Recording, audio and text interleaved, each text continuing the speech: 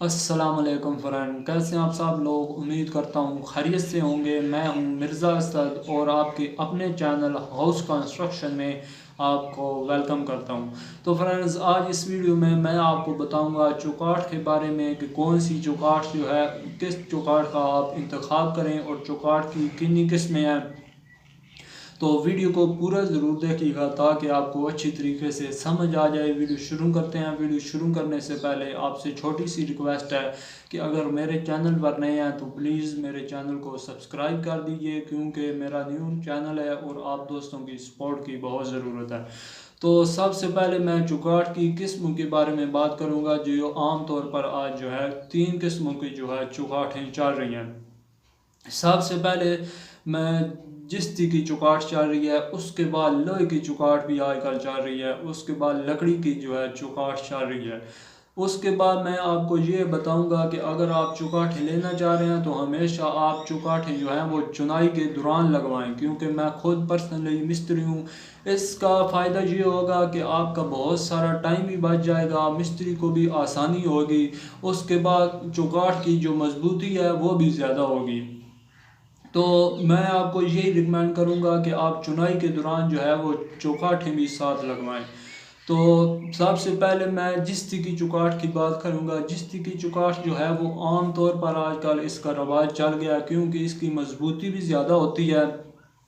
उसके बाद इसको जंग वगैरह नहीं लगता। जंग वगैरह इसको इसलिए नहीं लगता कि क्योंकि जिस तरह की ये चौकाठ होती है, जंग वगैरह से ये 20 25 30 साल जो है ये आराम से जो है निकाल जाती है।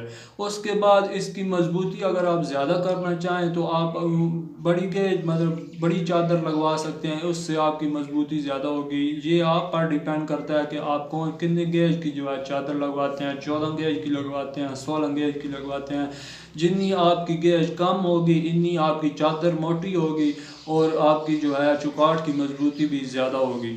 उसके बाद आती है लोहे की चौकाठ। लोहे की चौकाठ जो है वो भी तकरीबन ठीक है, अगर इसकी गेज मतलब कम रखवाई जाए, चादर मोटी रखवाई जाए, तो ये भी तकरीबन 20 से 25 साल आराम से निकाल जाती है। असल इसका ये नुकसान होता है कि पानी वगैरह इस पर पड़ता रहता है, आहिस्ता आहिस्ता इस पर जो है ये जंग का शिकार हो जाती है, जिसकी वजह से ये ज़्यादा अरसा नहीं निकलती। अगर इसको पानी वगैरह से बचाए रखा जाए तो इंशाल्लाह ये भी 20 से 25 साल जो है निकाल जाती है। और अगर इनका रेट की बात की जाए कि जिस्ती की चौकाठ और लोहे की चौकाठ में रेट का क्या फ़र्क है, तो तकरीबन इनमें 19-20 का ही फ़र्क है, मतलब इतना ज़्यादा डिफरेंस जो है रेट में नहीं है।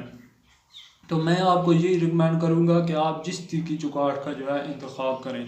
उसके बाद आती है लकड़ी की चौकाठ। लकड़ी की चौकाठ आप पर डिपेंड करता है कि आप किस लकड़ी की जो है वो चौकाठ बनवाते हैं या ख़रीदते हैं।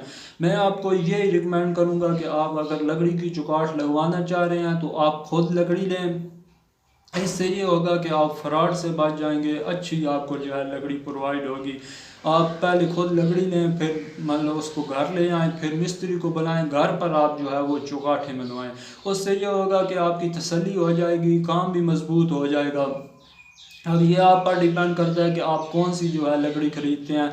देयार की लकड़ी ख़रीदते हैं या फिर पत्तल की लकड़ी ख़रीदते हैं, कीकर की लकड़ी ख़रीदते हैं। मतलब आप जितना मतलब गुड़ डालेंगे इतना मीठा होगा। अगर आप देयार की लकड़ी ख़रीदते हैं तो उस जैसी मतलब बात ही नहीं है।